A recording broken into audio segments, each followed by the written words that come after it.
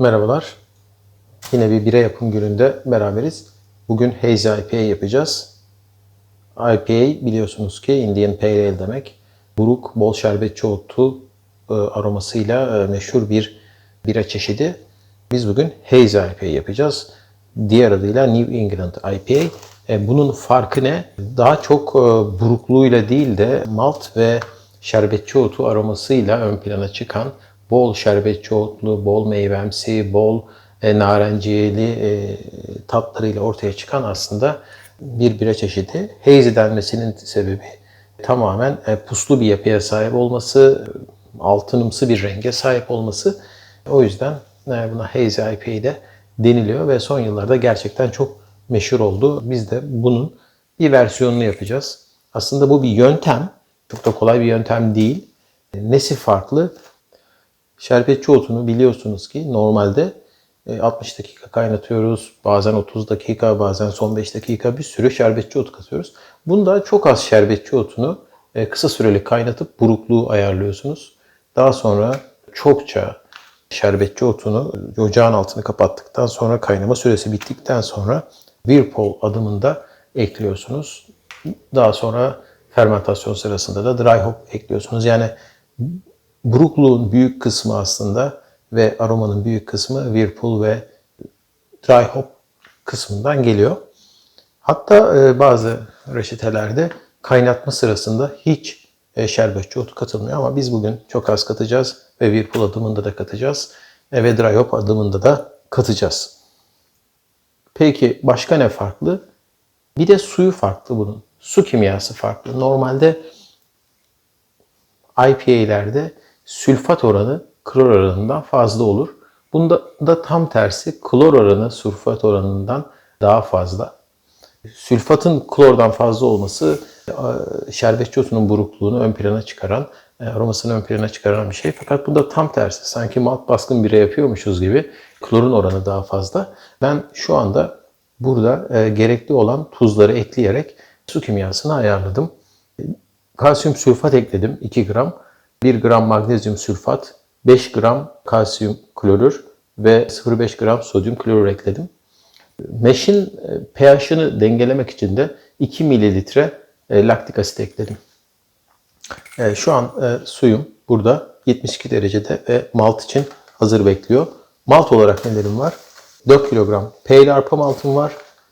1 kilogram buğday maltım var ve yarım kilo yulaf ezmem var.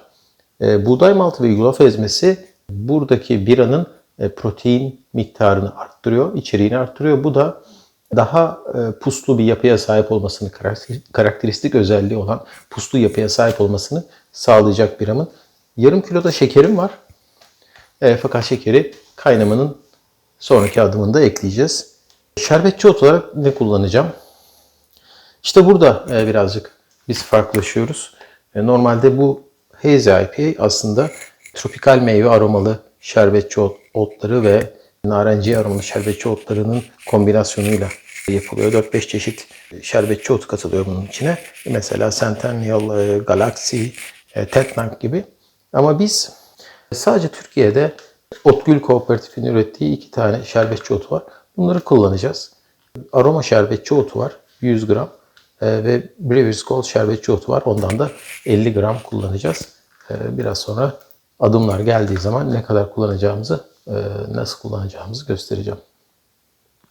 Şimdi o zaman öncelikle maltlarımızı ve yulaf ezmemizi burada bulunan suyumuzun içine ekliyorum.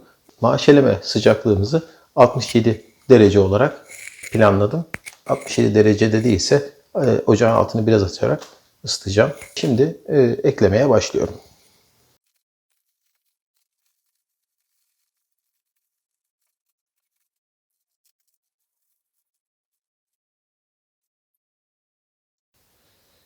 Kapağını kapatıp 1 saatlik maşelemeyi başlatabilirim. Evet. Her 15 dakikada bir açıp karıştıracağım. Tekrar kapatacağım. Böylece daha verimli bir maşelememiz olacak. 1 saatlik maşeleme süremiz doldu. Artık kapağını açıp maşelemeyi sonlandırabiliriz. Şimdi ne yapacağım? Burada şöyle bir eleğim var. Ben bunu kullanacağım. Bu tam benim tenceremin içine sığacak şekilde, üstüne oturacak şekilde.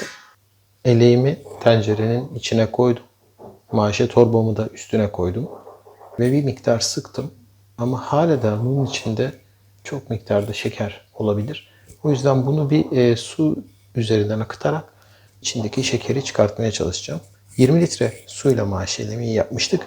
12 litre daha su bunun üstünden yavaş yavaş durulamak için akıtacağım. Gördüğünüz gibi bu şekilde yavaş yavaş. Burada kullandığımız su 75 derecede bir su. Burada bazen ben hızlı olsun diye oda sıcaklığında da su kullanabiliyorum. Çok fark etmediğini gördüm. O yüzden size uygun gelen şekilde yapabilirsiniz. 12 litre suyla durulama yaptım ve bir miktarda sıktım. Artık bunu kenara alıp kaynatma işlemine başlayabilirim. Dikkatlice kenara koyuyorum ve kaynatmak için ocağın altını açıyorum. Kaynayana kadar bekliyoruz. Maşemiz kaynamaya başladı. Şerbetçi otundan önce yarım kilo toz şekeri içine eklemek istiyorum. Bu alkolü biraz daha arttıracak. Daha çok malt kullanıp malt yoğun ağır bir bira yapmaktansa şekerle bir miktar alkolümüzü arttırıyoruz. Evet, bunu eklediğim için kaynama durdu. Tekrar kaynamasını bekleyeceğim. Hard break tekrardan gerçekleşti. Kaynamaya tekrar başladı. Şimdi şerbetçi otu süzgecimi içine ekliyorum. Ve 20 gram Brewer's Gold şerbetçi otu, bu yerli üretim bir şerbetçi otu. Sadece 20 gram bunu içine ekliyorum. Ve bu 30 dakika kaynayacak sadece. Kaynatmamızın son 10 dakikasına geldik. 20 dakikadır kaynıyor. Şu an serpantini içine koymam lazım. Ama bu ikisi aynı anda yan yana içine sığmadığı için serpantini koyup bunu da ortasına koyuyorum şu şekilde. Ve 10 dakika daha bekliyoruz. Ondan sonra ocağımızı kapatacağız. Tam 30 dakika doldu. 10 dakikadır da serpentinim içinde kaynıyor. Maşe ile birlikte böylece o da sanite oldu. Üstünde hiçbir mikroorganizma kalmadı. Şimdi ocağın altını kapatıyorum. Ve 80 dereceye gelene kadar bekleyeceğim. Bu şekilde suyu açmadan bekleyeceğim. Suyu açarak da bekleyebilirsiniz. Ama ben kendi kendine gelsin istiyorum. Ondan sonra Whirlpool şerbetçi otlarımızı eklemeye başlayacağız. Sıcaklığımız 80 dereceye düştü. Eğer siz serpantin açıkken bu işlemi yaptıysanız 80 dereceye düştüğünde serpantini de kapatmanız gerekiyor. Artık Whirlpool şerbetçi otlarımızı içine katabiliriz. Burada 30 gram Brewer's Gold şerbetçi otu var. Bunu ekliyorum. Ve burada da 100 gram aroma şerbetçi otu var. Bu da aynı şekilde yerli üretim şerbetçi otu 100 gram. Bunu da ekliyorum.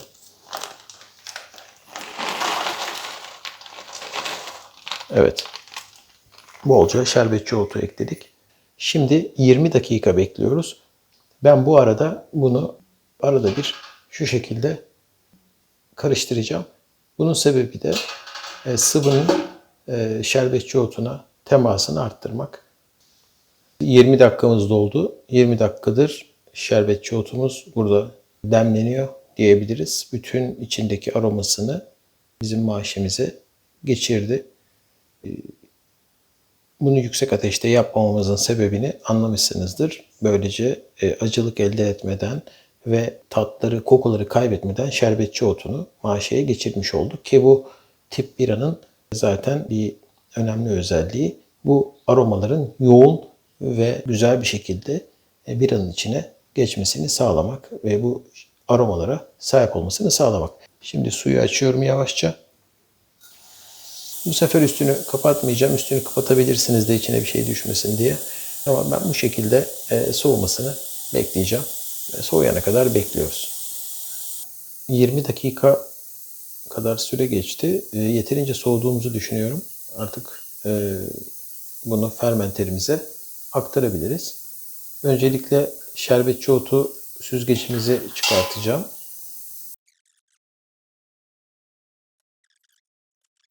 Şimdi bunu fermentere alacağım. Bunu istiyorsanız dökebilirsiniz. Elinize alıp dökebilirsiniz. Ama ben bir hortumla bunu aktaracağım. Aktarma pompaları var. Onlarla da bunu aktarabilirsiniz. Size ne kolay geliyorsa o şekilde yapın. Şimdi ben bunu fermentere tamamını aktarıyorum. Şu anda bu hortum aracılığıyla maşeyi kazandan fermentere aktarıyorum. Biraz yukarıdan tutuyorum ki içinde oksijen miktarı artsın. Bu şekilde fermentasyonumuz daha iyi şekilde ilerleyecek. Bu arada bir miktarda orijinal gravitiyi ölçmek için mezuruma maşiden aldım. Böylelikle alkol oranını iyi bir şekilde hesaplayabileceğiz.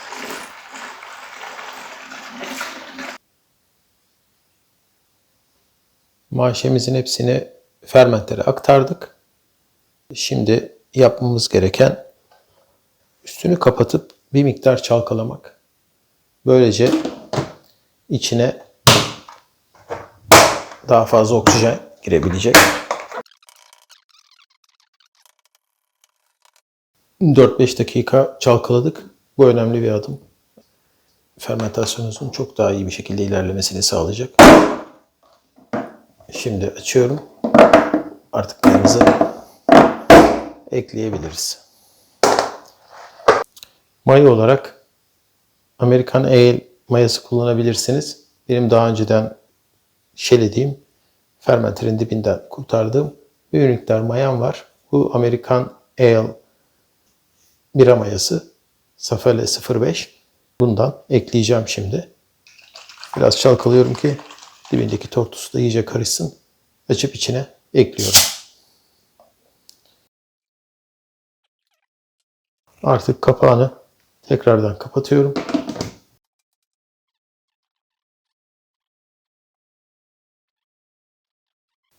Fermenterimizi kapattık. Şimdi orijinal gravitemizi ölçebiliriz. Orijinal gravitemiz 1052. Bundan sonra ne yapacağız? Fermentasyon başladıktan 3 gün sonra içine dry hop şerbetçi otlarımızı ekleyeceğiz. Fermentasyonumuzun tam olarak 3. günündeyiz. 50 gram dry hop şerbetçi otumuzu, aroma şerbetçi otumuzu içine ekleyeceğiz. Bunu şerbetçi otu torbası içinde yapacağız. Şu anda şerbetçi otu torbam Starsan solüsyonunun içinde sanite oluyor. Mayamız çalıştığı için şu anda aktif bir karbondioksit çıkışı var. Bu süreçte şerbetçi otunu içine atacağız. Çünkü bu şerbetçi otunu içine atmak için kapağını açmamız gerekecek. Oksijenle teması minimuma indirmiş olacağız. Çünkü şu anda aromalarımız oksitlenmeye karşı çok hassas. Ne kadar az oksijene temas ederlerse o kadar iyi. Bu karbondioksit çıkışında şerbetçi otlarımızı içine atarsak daha az bu temas gerçekleşecek. Şu anda bu işleme başlıyorum.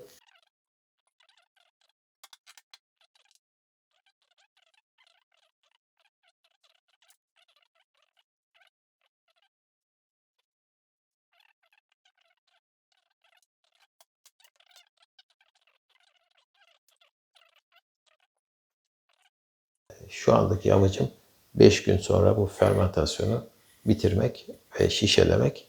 Bu şekilde minimum oksijenle temas ile şişelememizi sağlamış olacağız. Daha sonra da tadına bakacağız. Merhabalar. Bugün 37 numaralı biramızı tadacağız. Bu biramız Biraz enteresan bir bira. Bugüne kadar yaptığımız bütün biralardan farklı bir bira. Önce bir dökelim. Ondan sonra neden farklıymış hakkında biraz konuşalım.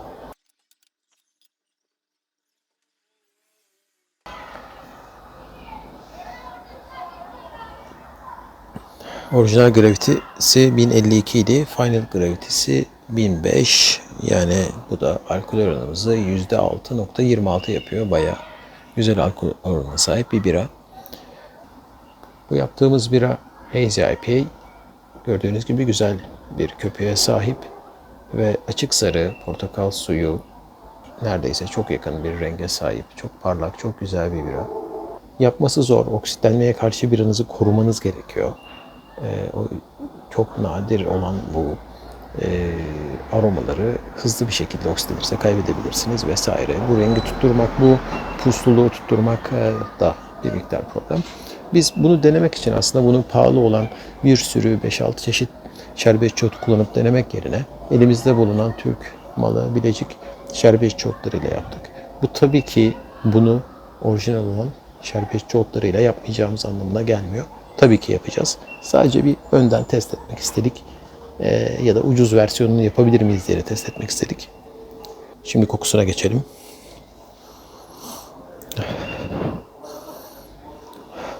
Şerbetçi ot kokusu var. Hafif ama orada olduğunu çok rahat algılıyorsunuz. Narenciye kokuları ve mango. Belki de greyfurt. O tip bir böyle tatlımsı bir kokuya sahip. Çok hoş. Çok tatlı. Yani bunu koklasanız bunun biri olduğunu söylemezsiniz. Belki de meyve suyu diyebilirsiniz şu anda. Tadına geçelim.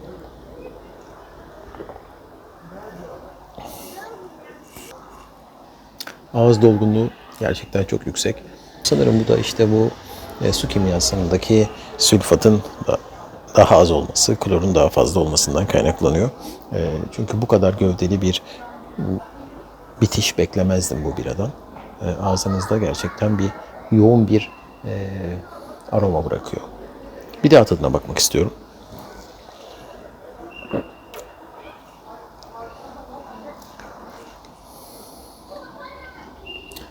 İçmesi çok kolay. Meyvemsi tatlar aşırı fazla. Mango, tropikal meyveler, narenciye. Yani çok tatlı, çok tatlımsı bir bira. İçmesi gerçekten kolay. Ama dediğim gibi sizi şaşırtan da bir bira. Ağzınızı gerçekten şaşırtıyor. Büyük ihtimalle bu da su kimyasının farklı olmasından kaynaklanıyor. Yani bu kadar şerbetçi otu aroması olan bir şeyde burukluk arıyorsunuz. Bir miktar ağzınızda o acılığı arıyorsunuz ama o yok. Çok fazla şerbetçi otu aroması var. Böyle gerçekten çok enteresan. İzninizle bir yudum daha alayım.